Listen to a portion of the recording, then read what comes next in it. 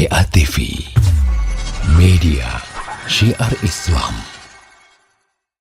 Nah, ya tentunya al-jaza min jinsil amal. Ya, balasan seseorang itu tergantung dari amalan yang dia lakukan. Kalau dia berbuat amalan kejelekan, maka kejelekan yang akan dia dapatkan. Tapi kalau seandainya dia berbuat amalan kebaikan, kebaikan yang akan dia peroleh. Dan tidak ada sesuatu perkara yang lebih besar, ya, kemurukan Allah Subhanahu wa ta'ala lebih daripada kekufuran. Dan di antara bentuk kekufuran adalah ilmu sihir, ilmu santet dan seterusnya, yang dia memang memasang memelihara syaitan dalam tubuhnya. Ya, dan memang ternukilkan.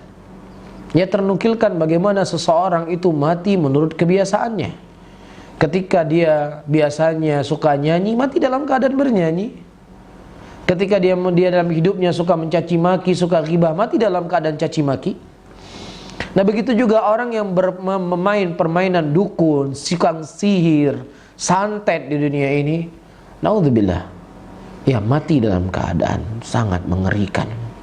Dan banyak kita lihat kondisi dan keadaan para dukun. Bahkan terkadang sebagian badannya sudah busuk, sebagian badannya itu sudah membau bau yang tidak sedap, tapi subhanallah ruhnya tidak hilang, tidak terangkat-angkat.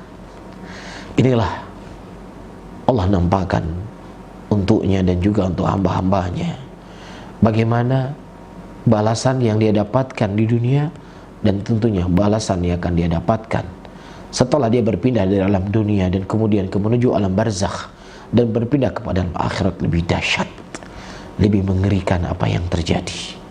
Dan subhanallah, demikianlah kondisinya dan keadaannya. Nasallallahu salamata wal afiyah.